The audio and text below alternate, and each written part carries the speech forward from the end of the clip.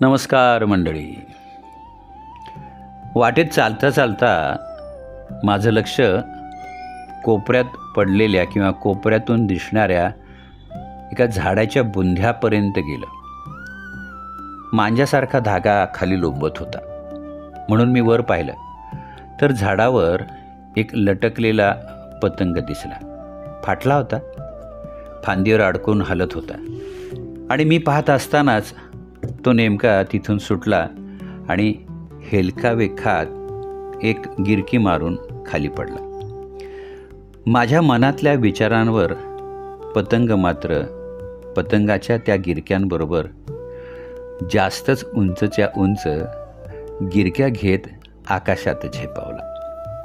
आता पतंगाकडे पाहिलं की मला माझं लहानपण आठवतं. पतंग उडायला लागले की कोण त्याच्या मागे धावत सुटायचं. याचा कटला, त्याचा पकडला, त्याचा धावत जाऊन घेऊन आलो किंवा मग मांजासुद्धा लुटला.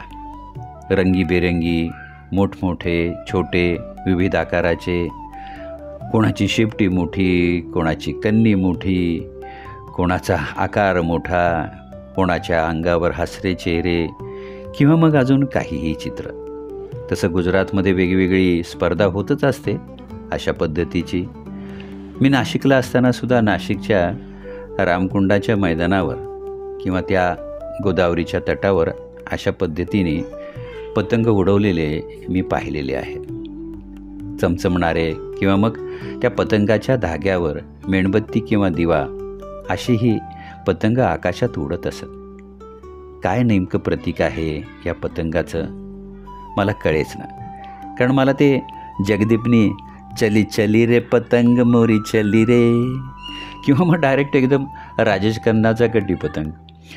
खरंच पतंग आणि माणूस काय छान दुवा आहे ना, मला जाणवायला लागलं. आपण या वसुंधरेवर आलो आहोत. वर निरभ्र आकाश, तारा तारका, ग्रह नक्षत्र असे कितीतरी लाखो अब्जावधी पतंग आकाशामध्ये निवांत तरंगत आहेत, उडत आहेत असं म्हणायला हरकत नाही. आणि हा मानव नावाचा पतंग भगवंतानीच उडवला असेल ना. या जगात त्याच्या श्वासाची दोरी आत्म्याला जोडून नियंत्रण आपल्या हाती ठेवून भगवंत प्रत्येकाला उडवत असतील.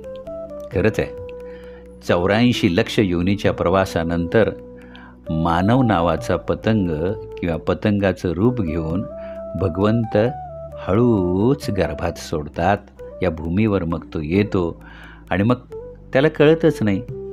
फक्त मनसोक्त आकाशात फिरणं, श्वास घेणं, सोडणं, खाणं, पिणं, झोपणं याच क्रिया चालू राहतात. पण खरंच या पतंगाच्या प्रवासामध्ये एवढंच फक्त असतं का? आकाशात उडत असताना तो अदृश्य हात आपल्या प्रत्येक हालचालींना नियंत्रित करत असतो. पतंगाला वाटत असतं की आपण उडत आहोत. मन मानेल तिथं, हवा येईल तिथं, उंचचा उंच इच्छा आकाशाच्या भराऱ्या घेत आपण आता सर्वात उंच जाऊ. पण कुठं माहीत असतं त्या पतंगाला, जर नियंत्रण सुटलं म्हणजे बघा बरं, सुखदुःखाच्या प्रसंगाने त्याला जर कापलं, अपघाताने फिरवलं तर सगळंच दिशाहीन, म्हणजे सगळंच दिशाहीन. आपल्याच भोवती गिरक्या किंवा मग एक धागा सुखाचा, 100 धागे दुःखाचे असं होत तो पतंग गिरक्या खायला लागतो, ध्येय सोडून भटकणाऱ्या जीवासारखा. मित्रांनो, हवा लागताच तो उडतो हे खरं, पण एक जण जो खाली असतो त्याच्या हातात असते त्याची दोर. ती दोर म्हणजे आपलं मन असतं आणि ज्याच्या हातात असतं तो आहे आपला अंतरात्मा, परमेश्वर. जोपर्यंत परमेश्वराने तो दोर किंवा ती दोर घट्ट धरलेली आहे तोपर्यंत पतंग उंचच उंच उडत राहणार. जोपर्यंत चेतना जोडलेली आहे, ती चेतना त्या भगवंताच्या हाताशी आहे, तोपर्यंत आकाशातला प्रवास चालू राहील. मन सुटलं, राग लोभाच्या वाऱ्यात सापडलं आणि क्रोधाने जर तुटलं तर मग पतंगाला हेलकावे बसल्याशिवाय राहणार नाहीत. तो गिरक्या घ्यायलाच लागेल.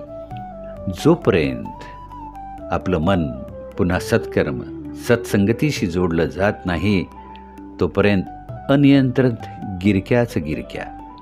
म्हणून ज्याच्या हाती श्वासाची दोरी तोच खरा पतंगा सौंदर्य असं म्हणायला हरकत नाही.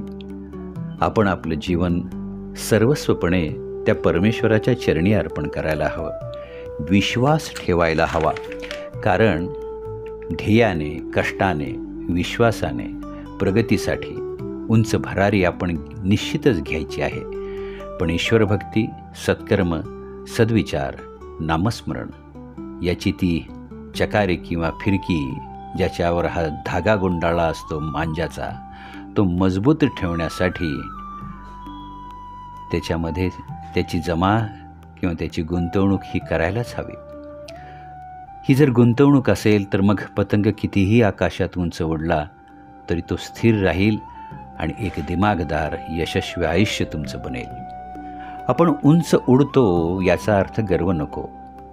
कारण गर्व हा अहंकाराचाच मित्र असतो. तो कधी तुम्हाला मोहाच्या फटक्याने खाली पाडेल कळणारही नाही. आणि एकदा का दोर ढिली झाली की पतन अनिवार्य आहे. मित्रांनो, आपण आपल्या विश्वासाचा, रामनामाचा धागा भगवंताच्या चकारीच्या हातामध्ये द्या. त्या धागाच्या दोऱ्यावरून आपल्या जीवात्म्याचा प्रवास पार स्वर्गाच्या दारापर्यंत पोचवण्याची जबाबदारी त्या भगवंताचीच आहे. तो संनियंत्रित करून प्रत्येक कृती व्यवस्थित करून तुम्हाला त्या स्वर्गाच्या मनोहरी दरवाजापर्यंत पोचवेल सुद्धा. म्हणून मी एकच म्हणेन, चकारीत रामनामा धागा खूप हवा आणि तो उडता उडता संपायलाही नको. म्हणून रामनाम घ्या आणि परमेश्वराच्या हाती तो धागा देऊन उंचच्या उंच भरारी मारा. जय श्रीराम. श्री स्वामी समर्थ.